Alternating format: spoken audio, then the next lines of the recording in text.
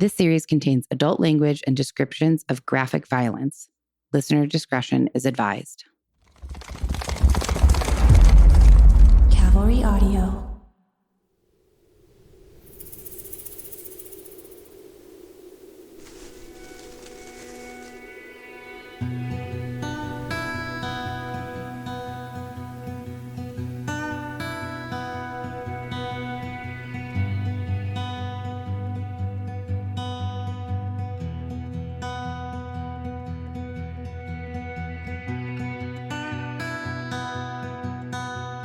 Welcome back to Death by Southwest, the podcast where each week we bring you a different grisly murder story unique to the American Southwest. I am your host, Margot, and I'm here with my sister and co-host, Jenna. And this is part 2 of Gary Triano. So episode 7 was Gary Triano. We did part 1, and it's a pretty big story. So we are going to get into the rest of it today. Episode 8. Yeah. Part 2. Gary Triano. Gary Triano. You got it. You got it. And it's been a day. We're not gonna do the whole kind of geography sense of place because we already did that with part 1. So Episode 7. Right. So I think it would be redundant to do that again. But I will say that I picked Jenna up to do this recording like hours ago, and we are just now getting to it. We had quite the afternoon here in Tucson. You picked me up at 1, I believe, 1-ish. Yeah. And it is now 5:30. That's right. It was a day. Are you going to tell them what kind of day? I guess I could. Well, you don't have to. Yeah, just like a loose overview of our day. I picked Jenna up and we were going to record. It was like it is a very rainy day here in Tucson, which are kind of few and far between. And I know both of us love that. Love it. Yeah, really nice.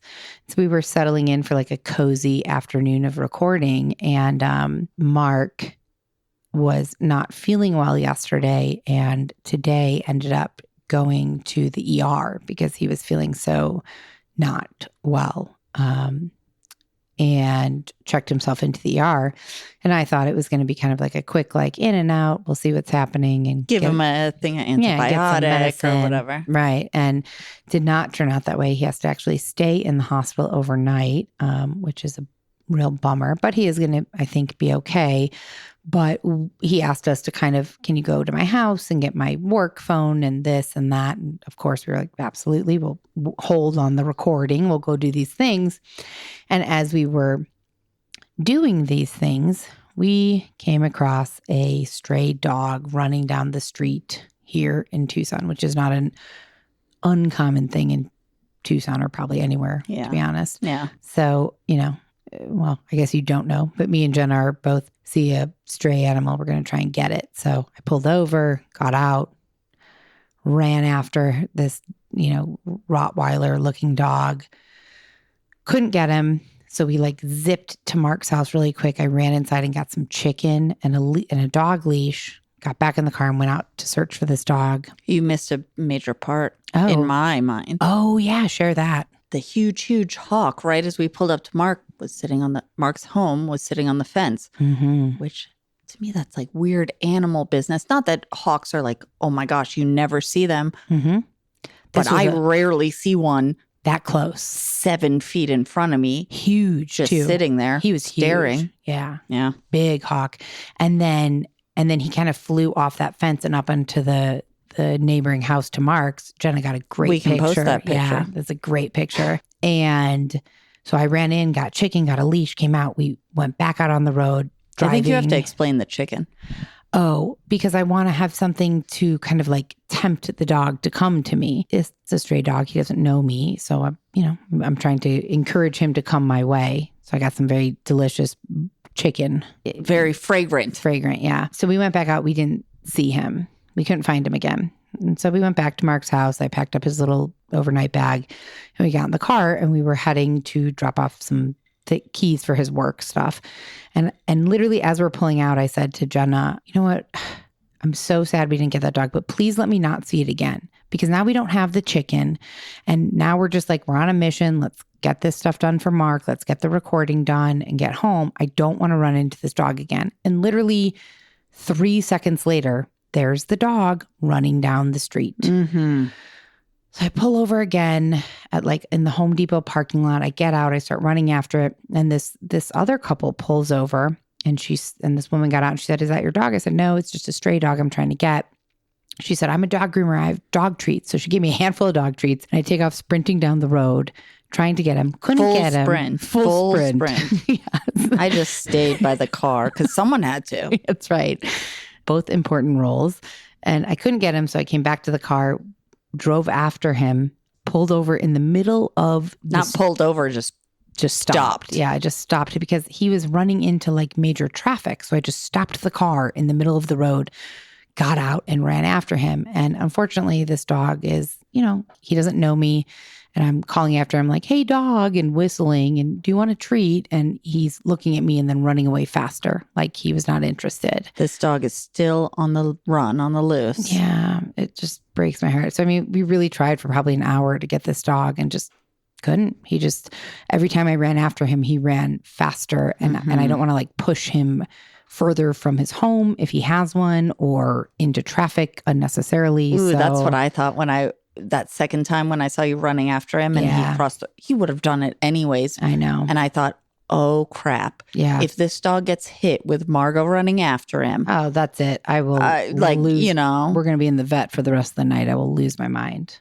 Or not, because he's already dead. But yes, I understand. You would have felt awful, even if it wouldn't have been your fault. It's just like, I didn't want you to be chasing after him whilst he got hit. Yeah. He didn't, to our knowledge. And he's still out there. Yeah, he ran into a park. So I don't know. Really hurts my heart to not be able to catch a dog when I see them out in the world without a collar and just alone. But that's unfortunately not an uncommon thing. So that was our afternoon. And then we finally made it back to my house. And here we are, ready to record Gary Triano Part 2. Yay. Yay. So we're not going to do the kind of geography sense of place since we already did that. That would be redundant. But let's just recap a little bit about, for anybody who maybe hasn't listened to the first episode or, has a bad memory like me and you. Yeah, I mean, recap for me. Yeah. Okay. So the last time we got into the murder of Gary Triano, we never actually got to the murder. We basically got to know Gary a bit, who was a wealthy, high-powered businessman, a philanthropist, kind of a staple on Tucson's social scene, and someone that many people considered to be kind of a pillar of the community here in Tucson. He was divorced twice. I think we got through the fact that he met his first wife, Mary, in college, got married, had 2 kids, got divorced, married Pamela Phillips. Second wife. They had 2 kids, Trevor and Lois. And then I believe in the last episode, we did get to where their kind of their marriage fell apart as Gary's finances were also falling apart. And he was from what I recall, he was quite understanding. I think you said his girlfriend, after he had separated and or divorced from his second wife, kind of asked what happened. And he said, well, she met me as like a wealthy individual. And then that didn't. And then I was no longer a wealthy individual. Yeah. He seemed like a very understanding man. Yeah, you're absolutely right. So we kind of, I think, last time talked about how 1993 was a pretty bad year for Gary. He got divorced, he filed for bankruptcy, and he was fighting to gain custody of his kids from his second marriage with Pam. But despite all of that, 1993 was certainly not as bad as 1996 for Gary. Specifically, November 1st, 1996, which was the day that Gary Triano took his last breath. November 1st was a lovely fall day here in Tucson. And I was just literally writing down November 1st, 1996. See this little half parenthesis? I was going to say, what was the weather?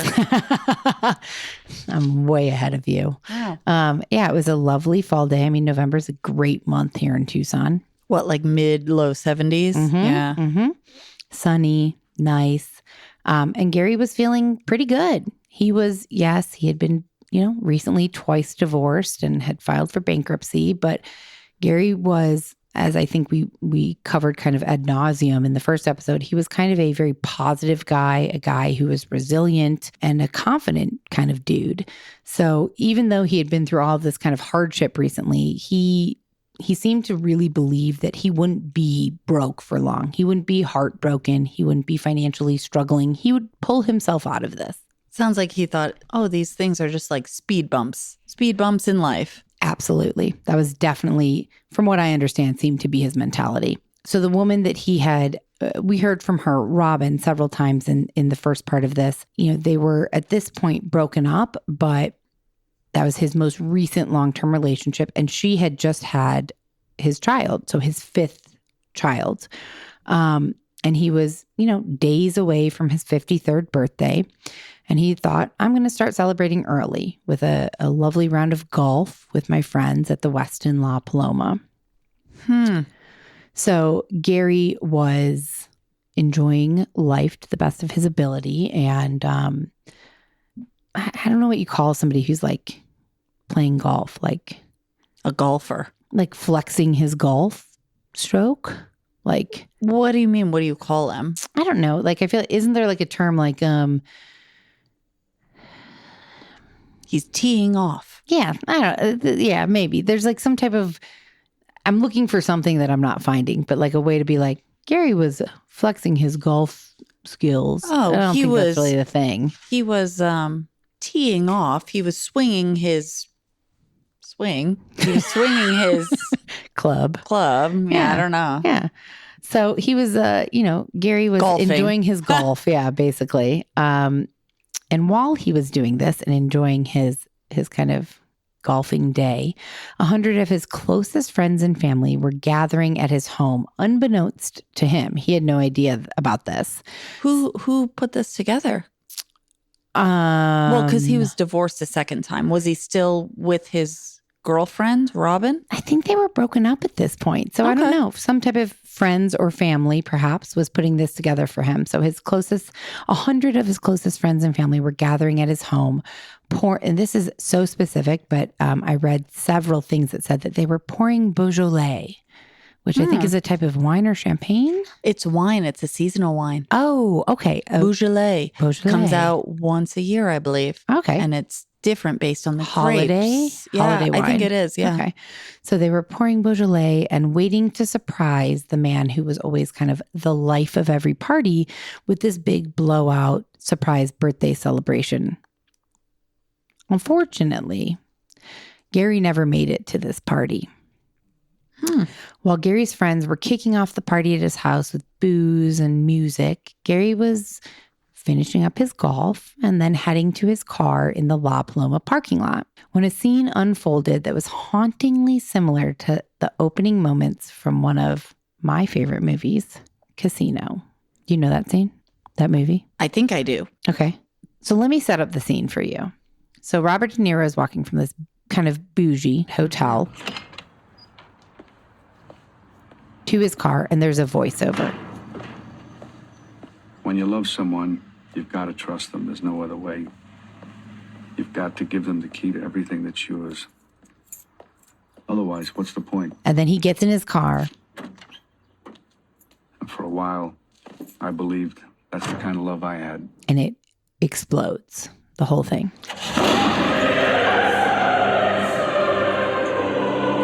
Now, this is eerily similar to what happened to Gary, minus one very specific detail.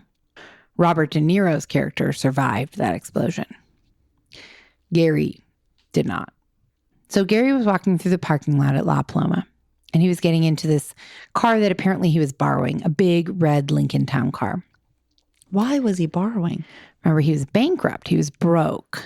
So he was kind of leaning on people that he hadn't burned in business before to lend him No car. pun intended. Ooh, good call. So he was leaning on people to kind of, help him financially, help him build up his wealth again, additional investments, and a car. So Gary got into this borrowed Lincoln Town car.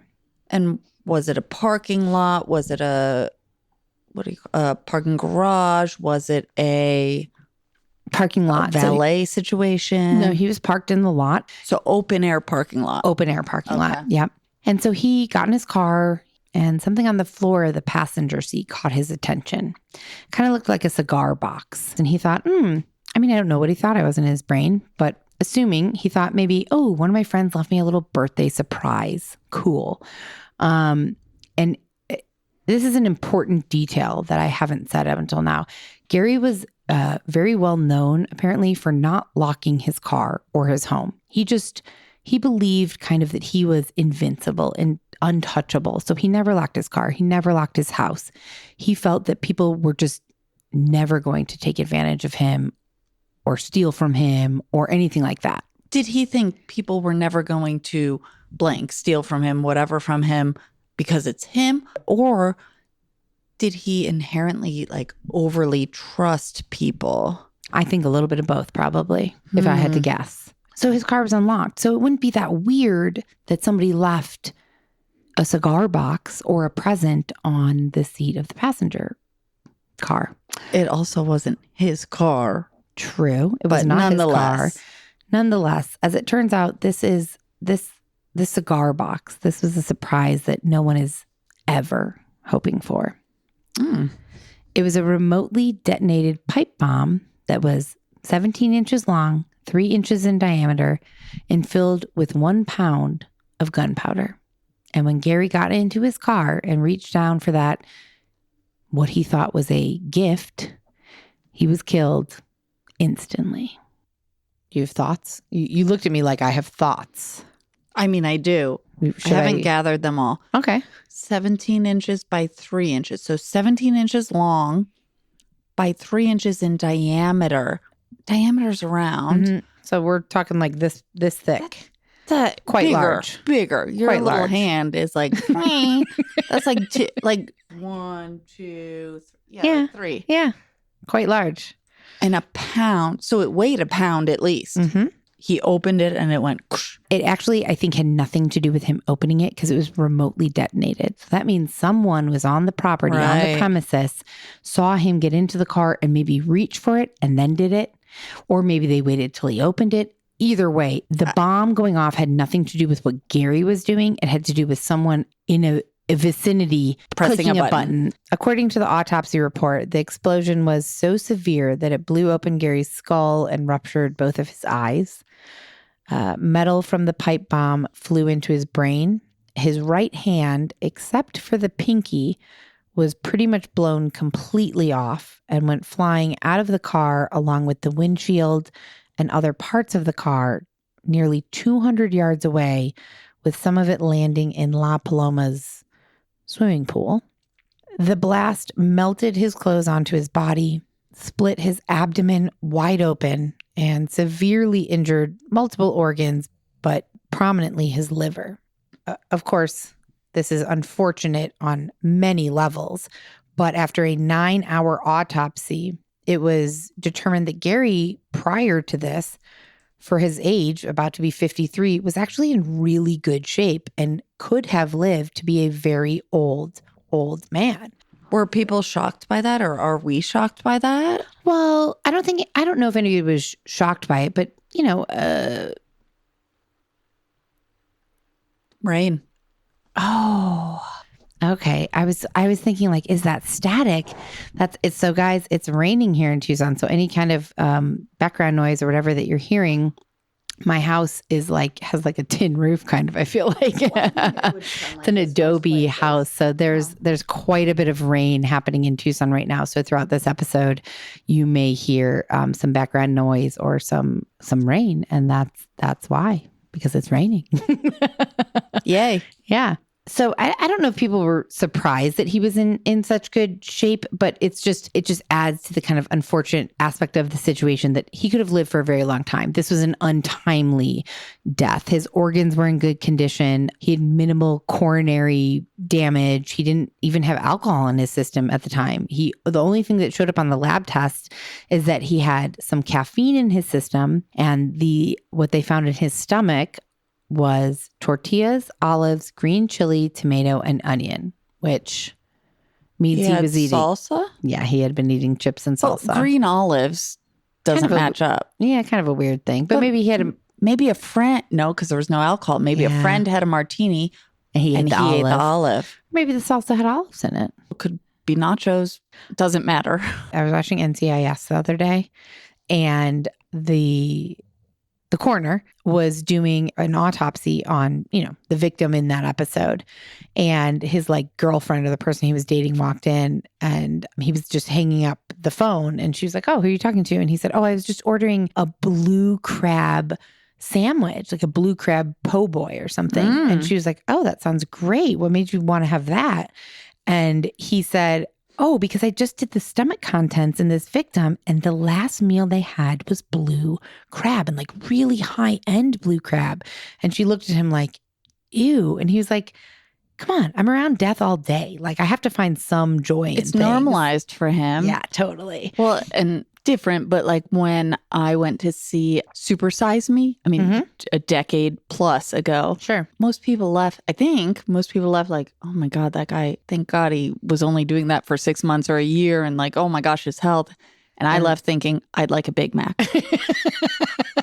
I can get on board with that. We took a left turn here on this story. I think sometimes that's okay. And it's not meant in disrespect, though. I probably will cut that because we did have a comment that was they're so concerned about being respectful that it almost comes off as disrespectful. But this is not me or you, I don't think, being... maybe that last comment you made. I've got a weird mind. Yeah, it's just Most where your people brain's do, going. But yeah, I'll just say it out loud because I'm here on a podcast. Yeah, and I have the utmost respect and sympathy for every victim and family and everyone we talk about. But at the end of the day, it sparks thoughts. It does. We're retelling a horrific story, and it does spark thoughts. Exactly. Thank you. You said that well. Yeah. I've tried to get better about repeating what you say, but I failed there. Cool. All right. So sadly, Gary did not have the chance to live to a ripe old age. The hands on his gold Movado watch officially stopped at 5:38 p.m. And according to multiple articles, he was officially pronounced dead at 5:40 p.m., which I see you shaking your head, and it does raise questions because, maybe it doesn't raise questions, but it raises the... It does for me. Okay, I was going to say it raises the thought of that watch must have kept ticking because there's no way that he was killed and the watch stopped and literally 2 minutes later the paramedics were there and pronouncing him dead. Unless La Paloma had on-site EMTs. Maybe. But I don't even think. Even so, La Paloma's pretty big. You're going to hear this explosion. Nobody's walking up to an exploded car literally exactly 2 minutes after it happens. Yeah. No, it just doesn't happen like that. The Movado was ticking on for a while. That's a testament to Movado's, engineering there. Movado, contact us. Movado, the watch that keeps on ticking after you die. That's a good one. That's a good one. That's terrible. So I don't know. There might be some discrepancy there. One of those things is wrong. Either the watch didn't actually stop at 5:38 or he was not actually pronounced dead at 5:40. So that I got to look further into it. An article in the Tucson Weekly described Gary's murder, and I thought they did it in a articulate way. They said, quote, "The hit also befitted Triano's flamboyance," his friends conceded. "A spectacular explosion at the exclusive La Paloma, which closed down traffic east and west of 3800 East Sunrise Drive at rush hour the weekend before the presidential election." So essentially saying his death was as big and spectacular, even though that's kind of a terrible word to describe a murder, but big and spectacular as his life was, or as he lived his life, which I thought was poetic-ish. So investigators quickly determined that the bomb was triggered by a remote control, which made the question on everyone's mind, whose finger was on that trigger? Was it one of Gary's enemies? A scorned business partner? Someone who he had wronged on a bad business deal? I don't know. We'll see. The Pima County Sheriff, Clarence Dupnick, said Gary had huge gambling debts. He made deals between people who financed and built casinos, and some of those projects were unsuccessful. At the time of his death, he was still very heavily in debt with little or no income coming in. And Dupnik also said that the bomb appeared to be a professional hit. A professional hit meaning mob. Right. Yeah, exactly. So a professional hit, I guess a professional hit could technically mean like somebody hired a hitman. A professional hitman. It had nothing to do with being Italian or the mob or anything like that. But blowing up a car, as I said, that scene in Casino, it's kind of historically and traditionally, if you're going to put a pipe bomb in someone's car, that is a traditionally mob related type of murder. And, there were whispers, and it was a little bit known around town that Gary had in the past had dealings with the mob. Realistically, the casinos in Vegas, which we did not get into, this would have been a perfect episode to do it, but we didn't, were really kind of built on the mob. The mob started, the mafia, the Italian mafia had a heavy hand in a lot of the casino world in Vegas. And Gary had business dealings in Vegas with a lot of these casinos. So there was essentially rumors, which many were true, that Gary did do business with alleged mafia members. Well, it's going to be on the lookup list of part 2 of Triano, casinos and the Italian mafia /mob. Exactly. Don't miss what happens next in today's episode. We'll be right back after a short message from our sponsors.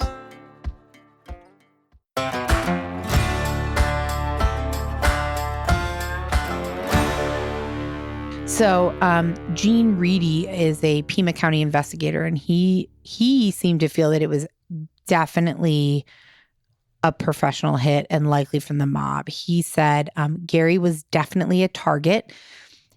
Gary suspected that he was being followed. He had told friends and family that he was being followed weeks before the murder by an individual that was driving a green Jeep type SUV. Triano was being followed by a Gary green SUV. Gary thought he was being followed for several weeks leading up to this murder, whether it's a professional hit or not. We don't know at this point.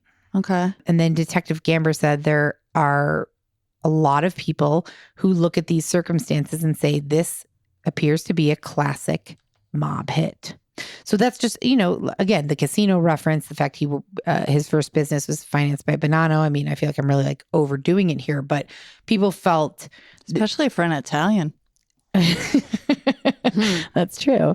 And what's funny is that Gary was like really not that Italian. I don't have his like ancestry in front of me. I believe he was of somewhat of Latino descent, a little Native American, and some Italian. But I don't think he was like, the majority was not Italian. He just happened to have an Italian sounding surname. Exactly. And I don't have this in my notes or my script in front of me, but I know that I read somewhere, I'll have to find it. I think it was in this book that I read about him, that someone said that no, Gary wasn't really Italian, but people always assumed he was because he was tall, he was dark hair, dark eyes, and his last name sounded Italian. Plus he did business with known kind of Italian people.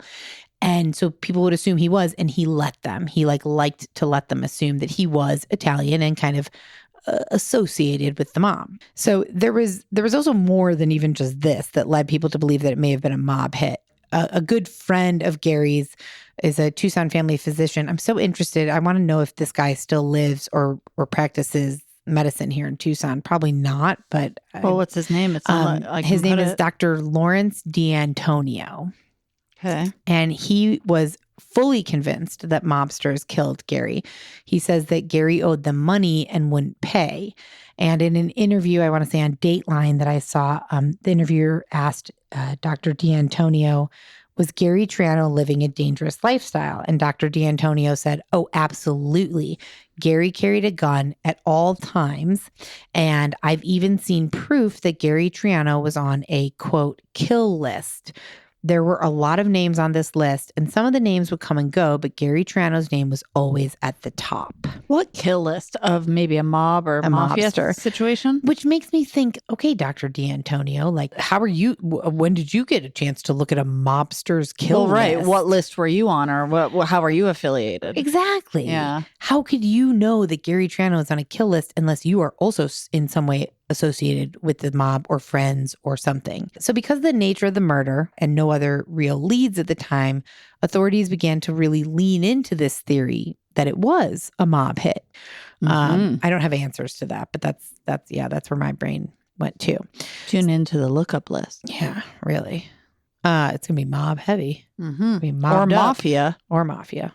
Same. Do you have that on the lookup list? Yeah. Gary had, unfortunately, a lot more enemies than just the mob. Remember all those people we talked about in the last episode that he owed money to, like a fit $30K to a fitness club, $60K to Vegas casinos. His ex-wife, I think he owed like $1 million just thing, and even his own mother. And then according to Pam, Gary's second ex-wife, Gary had borrowed capital from a group of Mexican investors and provided his business partner, Gary's business partner's land in Sabino Canyon as collateral. So he borrowed this money and said, if I don't pay you back, you can have this land in Sabino Canyon, which is, we lived there for a while up in the northeast part of Tucson. And Gary also personally told them, like, I will guarantee that I will pay you back the $2 million. I don't really know what that means. Just say, he said, I guarantee I'll pay it to you. Don't take people's words. Right.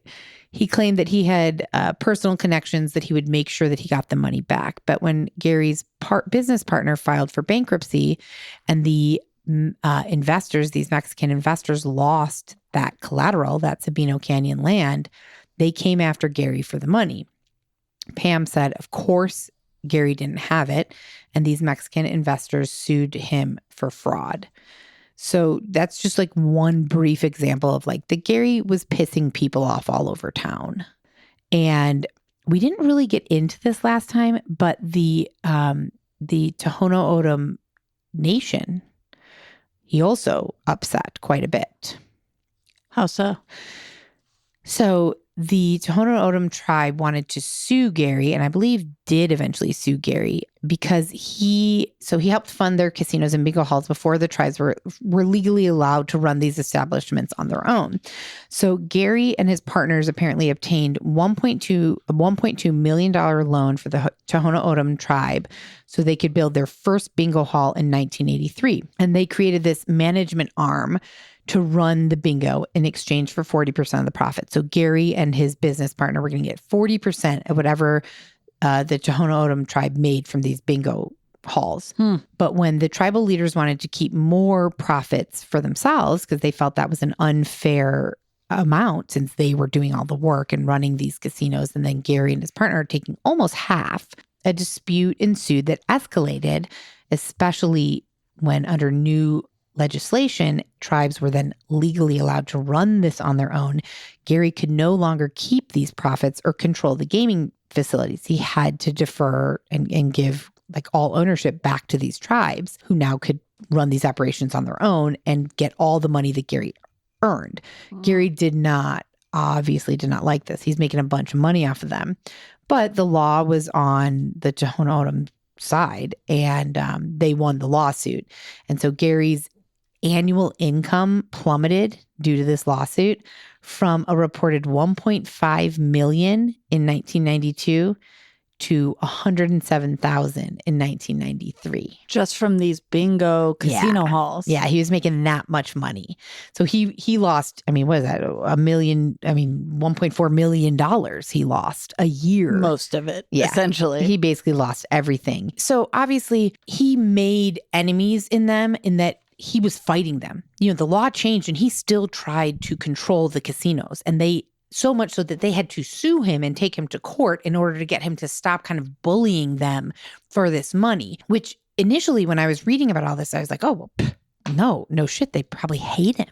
But in the beginning, they didn't because he started this up and gave them 57%. Or he got 40%. They got 60%. Oh, okay. So in the beginning... Sure. But when the law changed, instead of just saying the law has changed, yes, let me relinquish my control. You take the money. Sucks for me. Good for you. He fought them on it. So initially I was like, oh, well, they must be so upset with him. Of course, that seems like a viable, person who might want to kill him. But realistically, they won. They got the control back. They got to keep all their money. So why would they kill him? Exactly. Kind of rules them out in terms of wanting to murder him.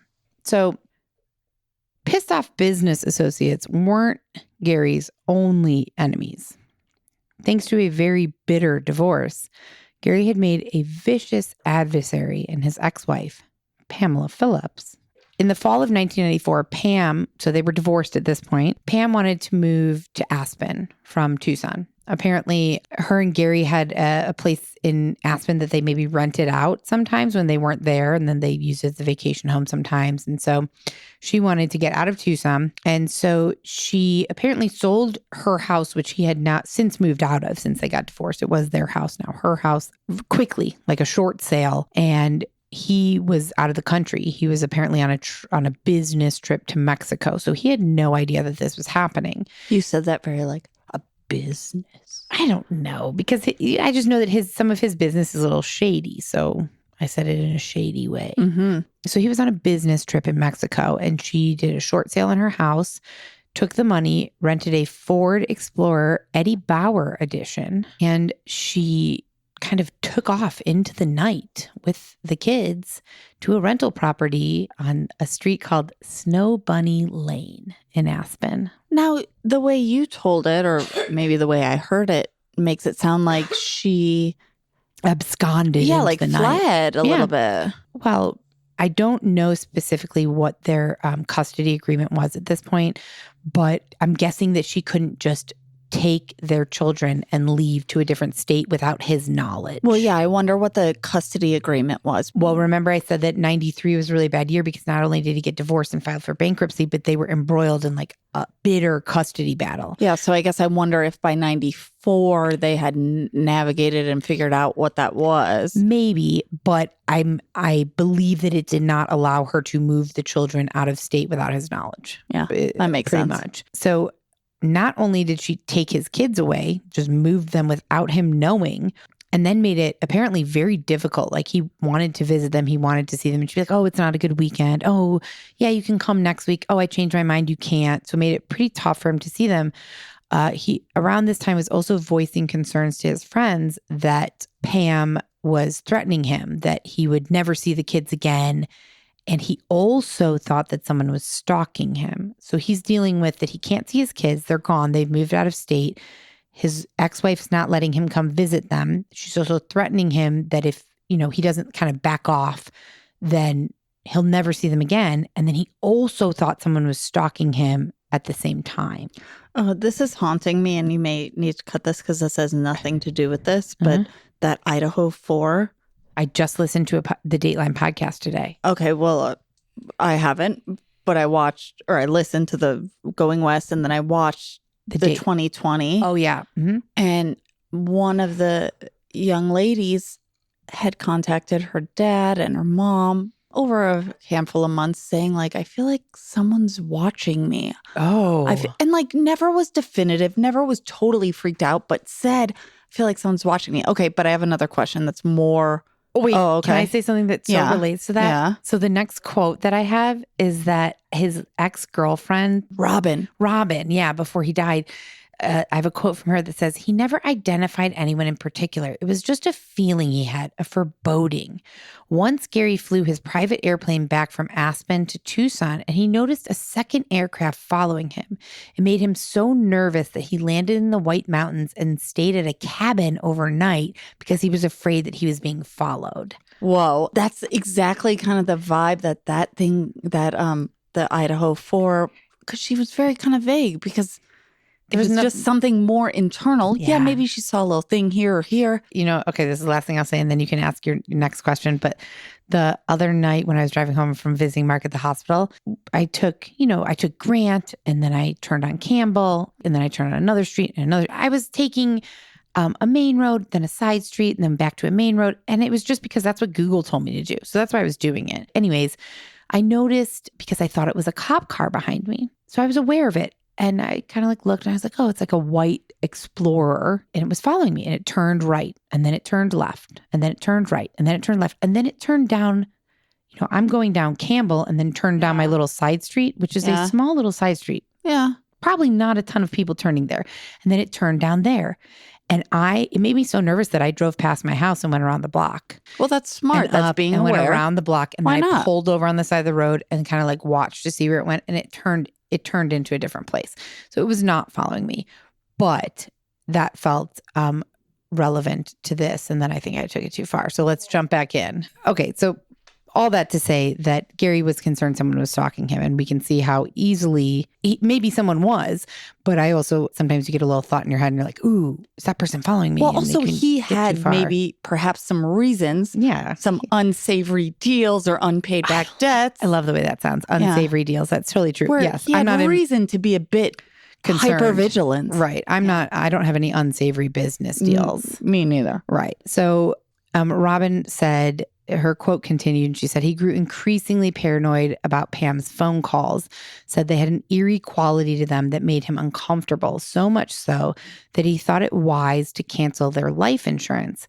But Pam owned the policy, and because she faithfully paid the premium each month, Seaboard Life had no authority to terminate the ownership. So apparently he put her in control of his life insurance policy. Even while he was still alive. Yeah, he was still alive. So I'm not sure why, but this takes us to a very important point in this story. The life insurance. So Gary did have a large life insurance policy, $2 million to be exact, which would be a lot today and was certainly a lot back in 1996 or 93, 94. So the policy was taken out in 1992 before they got divorced. And supposedly Gary and Pam collectively together took this policy out, and Pam was made the beneficiary. And while that meant that if Gary died, Pam would get the money, what I read is that it also meant that after they were divorced, for whatever reason, she was responsible for paying the premium on the policy, which seems incorrect if she was just the beneficiary. I feel like she must have been the policy holder, right? Because I don't pay on Michael's life insurance. but you're the beneficiary. Death insurance. I don't pay anything on Michael's life insurance. I'm the beneficiary. Right. And if we got divorced, I am certain that I would do nothing and I would no longer be the beneficiary. Yeah. Okay. So I think she was kind of the, what'd you say, the policy holder? Yeah. Yeah. So for a while, she did pay this premium, but things then began to get really tight for Pam. If you recall, I said, I think in part 1, that she quit working after the two got married. She did start a website called starbabies.com. It was like an astrology website. You can't find it anymore. It's no longer available. Yeah, it's no longer available. So after the divorce, she wasn't working. All she had was this astrology website. Money was tight for her. And Gary filed bankruptcy when they got divorced as well. So Gary didn't have really much money now either. But lucky for Pam, she had good friends. Well, she had gullible friends, certainly. Good is debatable. Pam's good friend Joy decided to help Pam out during this hard time by making the payments on Gary's life insurance policy for a while because Pam was unable to make them. That seems a little wonky to me. Like, totally. Pam had other bills, Sure. I assume. Mm-hmm. So Joy said, quote, "It was the least I could do to help out a friend. I never really questioned why Pam owned the policy or why she was listed as the beneficiary and not her children. I just did what I was asked to do." I agree with you. Wonky's the perfect word. Like, that's a weird thing. Could you pay my mortgage? Could you pay my electric? Could you buy me groceries? My phone bill? Sure. All of those things. If I had money and my friend was in need and didn't, no question, done. Or Here just you go. Cut me a check. Yeah. Here's 10 grand. Yeah. Fine. But can you specifically pay my husband's life insurance policy? I would raise a small red flag in my brain. Although Joy was very kind to be paying Gary's life insurance for a while, unfortunately, she did miss a few payments, including the payment that was due the day that Gary was murdered, November 1st. Joy forgot to pay it. I think she forgot to pay the one previous to that as well. So she didn't pay October and she didn't pay November. But someone did pay November. Pam somehow managed to make that final payment on the day of Gary's murder, hoping to keep the policy intact before Seaboard Life canceled it for failure to pay. Yeah, that raises some questions. So let's recap. Gary died on November 1st, 1996. The policy payment on his life insurance that Pam made, she paid it apparently on November 1st, and it posted on November 6th, which ironically was Gary's birthday. On November 15th, 14 days after Gary's tragic murder, Pam filed a claim on Gary's death for that, to get that insurance money. The $2 million. Yep. Slightly suspicious. Yes. Yes. Yes. Yes. Did Joy just fall out of touch with her schedule, her to-do list, her income, or was Joy involved? Can't answer that yet. Understood. So Pam claimed that she had nothing to do with Gary's murder because obviously, okay, at this point, detectives have know all of this, that the policy hadn't been paid for a few months and suddenly it was paid. And then literally 2 weeks after he was tragically murdered, she was like, give me that money. Also could be coincidental, which isn't enough to, right? Sure. Like, obviously not enough to convict someone, but It's not even really enough to make somebody an official suspect. It could be enough to bring someone in for questioning, I imagine. Yes. And it was. So there was no hard evidence exactly tying her to this case or this murder, but it was enough to question her. Plus, that's his ex-wife. Kind of the first go-to person, at least I Your believe is, or ex-spouse. Yeah. So Detective Gamber, he was like open to potential leads, and he questioned Pam and said, did Gary have any specific enemies that you know of? Pam's reply, he had many, many enemies. Oh. Pam was adamant that Gary's death had everything to do with how he lived his life. So Detective Gamber wasn't 100% convinced that Pam was innocent, but he couldn't ignore that Gary's closest friends had said that he was acting differently in the weeks leading up to his death. According to a good friend of Gary's, Kola Janoff, she said, quote, he acted more paranoid than usual. He thought he might have a stalker. He worried about his former wife's associations, and he started carrying a gun. So Detective Gamber began to form, instead of focusing kind of on the suspects, because there was none and there were so many all at the same time. It was like there was no one specific that linked up. And then there were so many because he had made so many quote unquote enemies along the way. So Detective Gamber decided to form a victim profile on Gary instead and kind of start from that standpoint. He learned that everyone who knew Gary, like I said earlier, knew that Gary never locked his car or his home. He even often left his car keys in the car's ignition. Detective Gamber also learned that Gary kept a schedule that was super, super routine, which made him an easy target. You know, he did the same thing every day, so he was easily trackable. And then according to Gary's niece, Melissa, he also dated a lot of women. And Melissa, his niece, said that he often was looking for someone to confide his deepest secrets in, and he would confide them in kind of these women that were super casual, and he would see once or twice and then never again. But so he felt like it was safe to tell them all of these secrets because I'm never going to see him again. They don't really know me, whatever. And I read that and I thought, okay, well, like, what does that matter? But realistically, well, what do you think it matters? I mean, I should ask you that. What do you think that matters? Because I understand that thought process of like, this is a one-off, or maybe I'm not going to make a lifelong relationship with this person. So they're here for a week or a month or even a handful of months or an evening, a night. Yeah. It allows me to share something. But what do you think that means for the investigation? There's a lot of people to interview. Yes. God, I'm so impressed that you thought of that because it took me a minute to get there when I was researching this. It meant for the investigation that the list of potential suspects was very, very long. Over the next decade, this investigation looked into everyone from the usual suspects, like the various mob associates that Gary was connected to business partners or groups of business partners that he had scorned, and investors, to random tips that were called in, which there were many. It ran the gamut. Like, these detectives looked into everything and everyone. But let's go back in time for a moment, because strangely, some very pertinent evidence that would ultimately point detectives in the direction of Gary's killer was discovered a full month before Gary was ever murdered.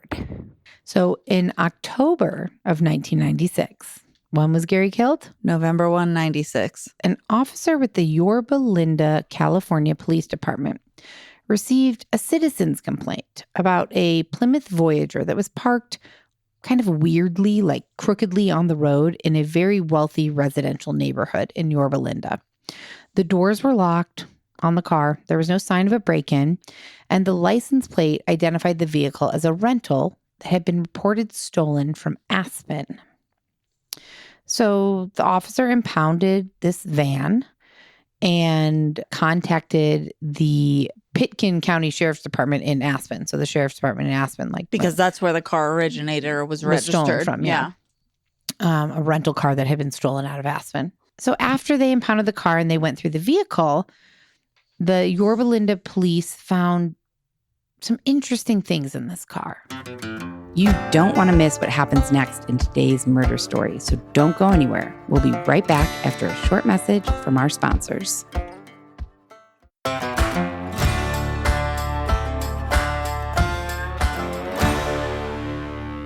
They found documents that related to Pamela Phillips and Gary Triano's divorce.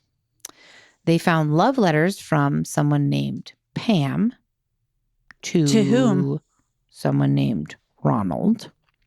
They found a map of Tucson, Arizona. They found a list of Gary Triano's known business associates and the kind of cars that they drove.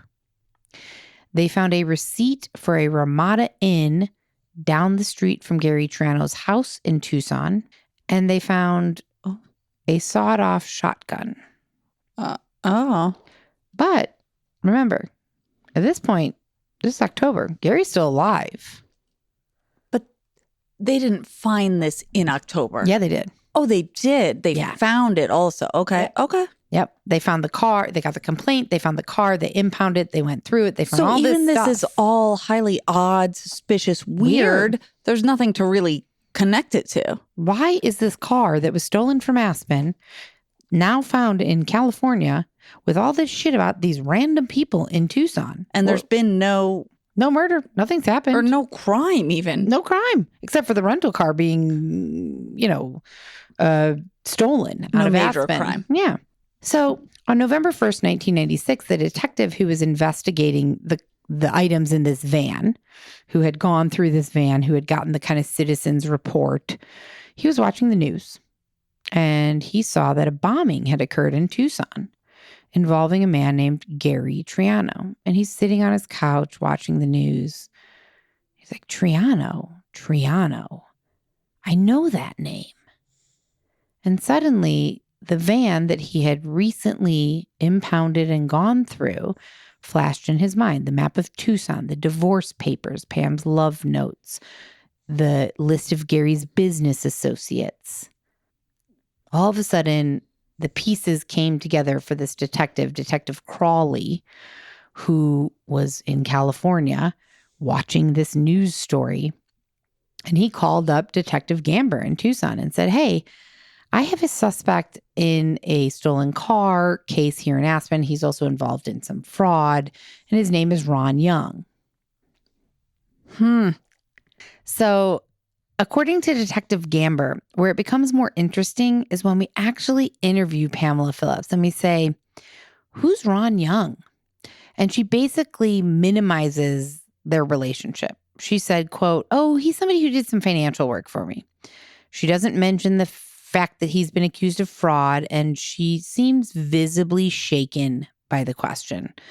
Nervous, awkward. This is before I don't know if she is, but this is before she's ever taken into custody for questioning, or this is? I believe this is during questioning. Because at this point, the detective in California. There was that strong connection. Has called the detective in Detective Gamber in Tucson, is like, I think I have a suspect. And there's love letters from Pam in there. So now the detective's like, okay, well, there's a link here. Who is this dude with a sawed-off shotgun and a map of Triano's, of Tucson and Triano's business associates? And so Pam, very much minimized it. So detectives were suspicious, to say the least. But still, there was no hard evidence linking Pam or Ron to the bombing.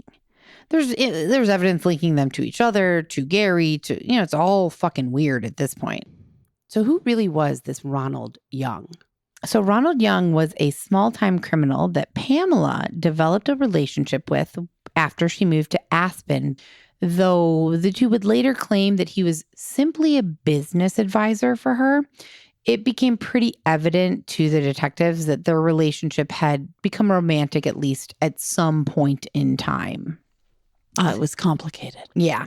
So according to Pam, she says, quote, I met him at a party next door, the duplex next door to me in Aspen. He was very tall. He looked like a skyscraper.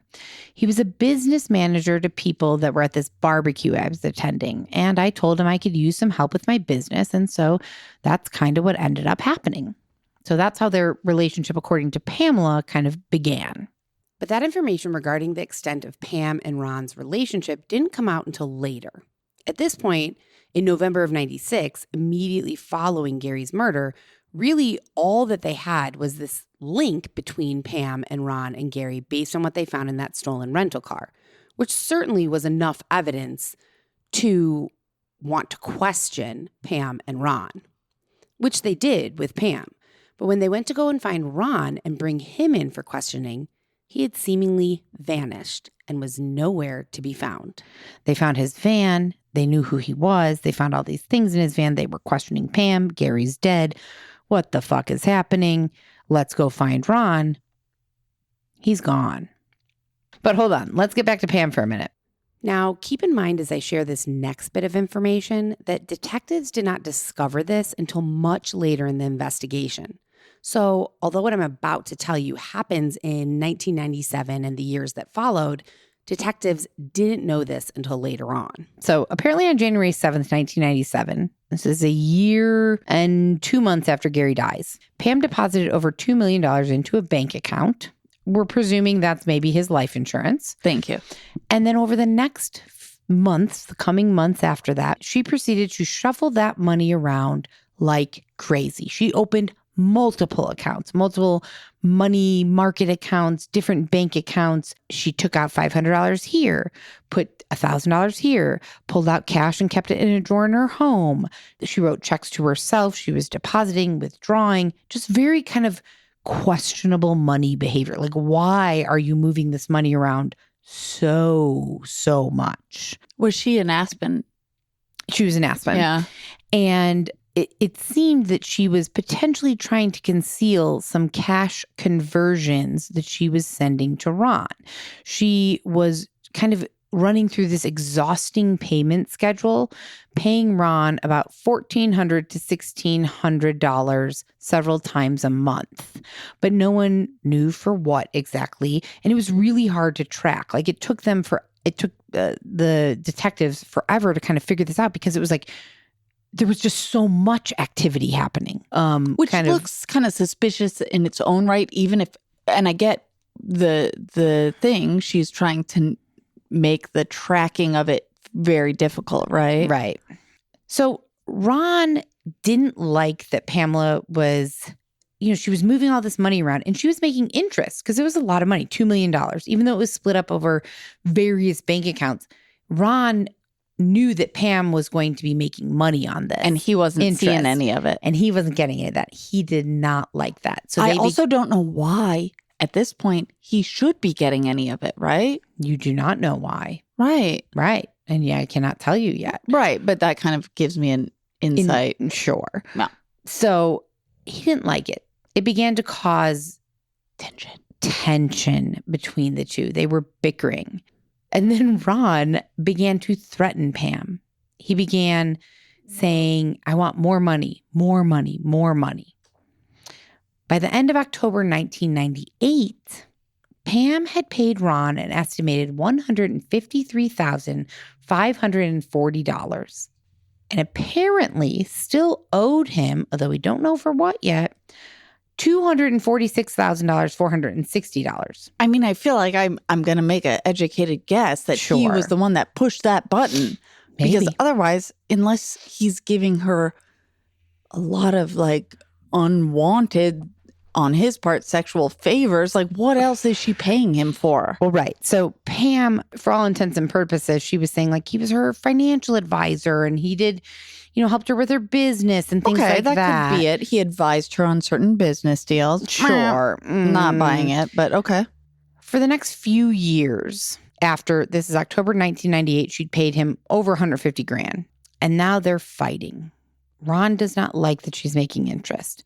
And so for the next few years, apparently, according to Pam, she lived in fear that Ron was going to come after her or her kids. And Ron lived in fear that Pam was going to screw him over and not pay him the remaining money that they had apparently agreed upon for whatever reason, which at this point, I think we can all assume he pressed the button. She paid him to kill her husband. Right. And I bet he lived in fear, not only but he lived in fear that he wouldn't get what's due to him. Right. And also he wouldn't get what's due to him and then be turned caught. in. Yes. And remember, Ron is kind of in the wind for all of this. I don't know what in the wind means. He's he's floating. In the wind. He's a leaf? He's gone. He's disappeared. Oh, yeah. No one can find him. So for the next few years, Pam lived in fear that Ron would come after her or her kids. And so by early November 2001, an article surfaced in Arizona's Tucson Weekly that threatened to expose both Pam and Gary. According to this article called Requiem for a Heavyweight, Pam remained a, quote, loose end, not completely excluded as a suspect, and described her, quote, boyfriend Ron as a bad guy, a slippery villain who was wanted on weapons and fraud charges in Aspen. She's kind of throwing him under the bus, no? I don't know if she threw him under the bus. Like Ron or the article did. Yeah, Ron was wanted for, he supposedly stole that rental car. And I believe he was wanted for other kind of fraud charges. He was a criminal. That's not shocking. Right. So I don't think that it necessarily had to do with this, but he was connected to Pam. There were all these weird things in his van. He was a known criminal. Gary's dead. And Ron is like gone. Nobody can find him. So this is all very suspicious. You should clip that whole part and put that as the gist of, do you want to hear about episode 8? Ron was gone. He was a con. Like, also, the Tucson Weekly Requiem for a Heavyweight. It's a great article. Was this 1998? Oh, you found it. 2001. 2001. You Yeah, found it's it. really Okay. good. Yeah. Yeah, I'm going to look that up. So we're going to flash forward again here. Because really in these, and I know it does seem like we're moving quickly from like 96, Gary's murdered, and then all of a sudden now we're about to flash forward to 2005, but not a whole lot's happening during this time. Detectives have kind of exhausted their potential leads. Ronald Young is nowhere to be found. There's nothing to hardcore connect Pam to the murder, to any of this, because all of the movement of the money and the payments to Ron weren't discovered until later. So Let's flash forward. Yeah, we're flashing forward. So flash forward to 2005. And this is a year that brought about several breaks in Gary's case. It was the year that bomb experts Tony May and Agent Tom Mangan of the ATF decided to review cold cases, one of them being Gary's, because this is almost 10 years later. So at this point, it's considered a cold case. So Tony and Tom determined that the bomb builder was an amateur. They explained that from the battery to the fact that a remote control system was used, it was somebody that was familiar with perhaps model boats or model airplanes. But because of the sloppy workmanship, they determined that the bomb was probably not the work of a mob hit, because a mob hit would have had a much more professional pipe bomb made. They've done it again and again and again. You go. It would not have been this sloppy. It would not have been this amateur. It's consistent. So it finally eliminated that theory that had been kind of an unknown for 10 years. That was gone. Done. That's no longer a theory. It's not the mob. Which takes out a whole slew of ton of people. And on November 19th, 2005, an episode of America's Most Wanted profiled Ronald Young, who was wanted for forgery and embezzlement. The episode also mentioned his suspected or potential involvement in Gary Triano's death. 2 days later, Ronald Young was arrested in Fort Lauderdale, Florida. He served a 10-month sentence in federal prison for weapon possession before being extradited back to Aspen. After his arrest, investigators searched his apartment and discovered that Ron was strangely meticulous when it came to keeping records. So at this point, he went to jail for something nothing to do with Gary, but it allowed police to search his shit. And they found records of phone calls and email correspondence between Ronald and Pamela that were directly related to Gary's murder. In what way? What did they say? Correspondences between the two over the years showed numerous arguments over money that Ronald thought he was owed from Pamela. Plus, Ronald kept detailed records of all the money that he had received from Pamela over the years. And he didn't just keep extensive financial records. He also recorded dozens of hours of telephone conversations. One conversation in particular, Ronald talking to Pamela, he says, "If I ever found out that you compromised me for your benefit, that would be really unfortunate for you because there's just plenty of stuff that I could literally dig out of the ground and you'd be a fried duck." Another startling piece of audio tape that they found is when Ronald said, "Well, I'll tell you, you're going to be very serious when you sit in a women's prison for murder." I feel like that was, I don't want to say smart of him because he's a killer, a murderer, a co-conspirator, a criminal. And also, not dumb of him to keep phone records and recordings. Yes. This audio evidence plus the documents found in the rented van back in 1996 were finally collectively enough to kind of make a case against Ronald and potentially Pamela. So in October 2008, 12 years after Gary's murder, Ronald was charged with Gary Triano's murder. And Pamela Phillips was next in Detective Gamber's sights. In addition to all of the evidence linking her to Ron, Laura Chapman, who I believe I shared a quote from in the first part, an old friend of Pamela's, came forward to tell police a story that she was too frightened to tell them for many, many years. Laura claims that back in 1993, shortly after Pamela and Gary separated, Gary was acting crazy one night, threatening Pamela, screaming at her, and waving a gun around.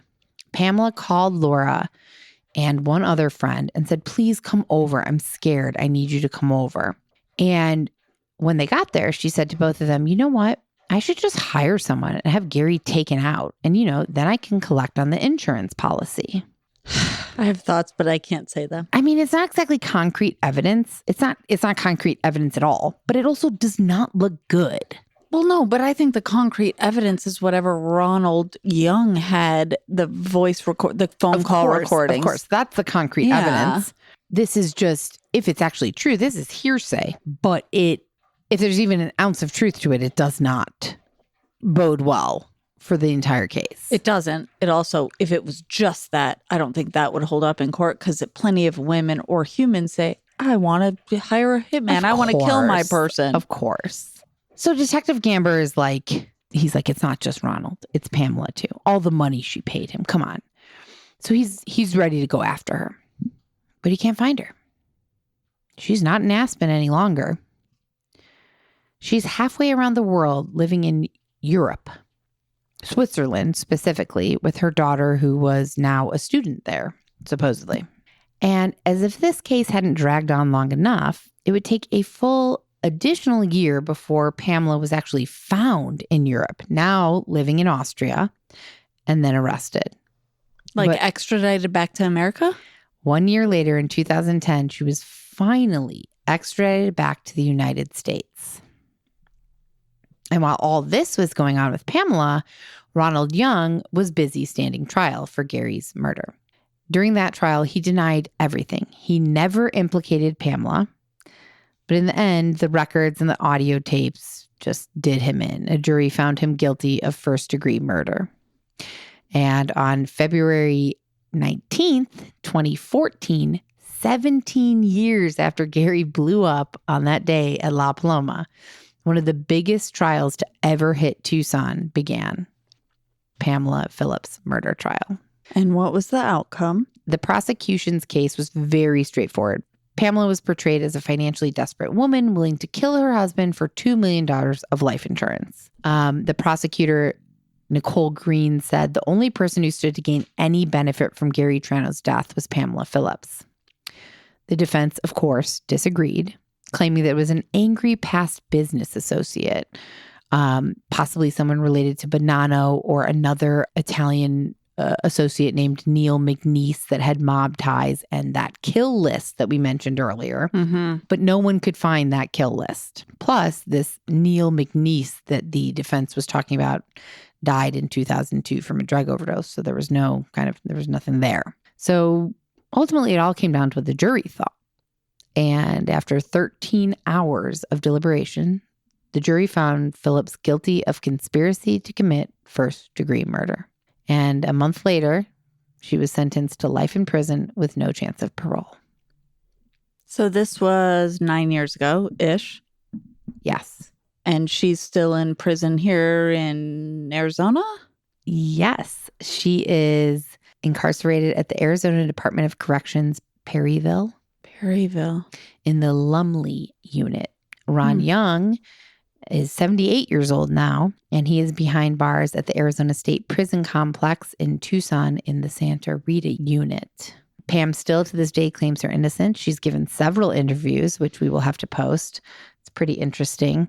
Her lawyer really stood by her on this. I mean, kind of obviously. He said he blamed the media for her guilty conviction. He said the pretrial publicity and inaccurate media reports allowed the jury to make up their mind before the trial. And maybe it swayed some of them. And also, I think, I don't know. I was going to say the facts are the facts, but the facts can be swayed. So, yeah. Yeah. And Gary Triano's family ended up suing Pam and Ron for wrongful death and were awarded $10 million, though, from what I understand, they've received far less than that at this point. So, also, they'd probably rather receive their family member. Of course, always. And that is a wrap on Gary Triano. And as always, our thoughts go out to the Triano family and everyone who is involved in this. And with that, we'll say good night and good luck. Bye, guys. Bye-bye. See you next time. And if you want to see pictures of the victims, the murderers, and any additional related images, head over to our Instagram right now. Our handle across all social media platforms is death, then the letter X, and then Southwest spelled out. So DEATHXSOUTHWEST. Death X Southwest. Death by Southwest is a Cavalry audio production. Hosted by Jenna Schneider and Margot Carmichael. Produced by Margot Carmichael. Associate produced by Jenna Schneider. Executive produced by Dana Brunetti and Keegan Rosenberger. Audio editing and sound design by Revision Sound. Music by Soundstripe. And a special thanks to Edward R. Murrow for letting us borrow his famous sign-off phrase, good night and good luck.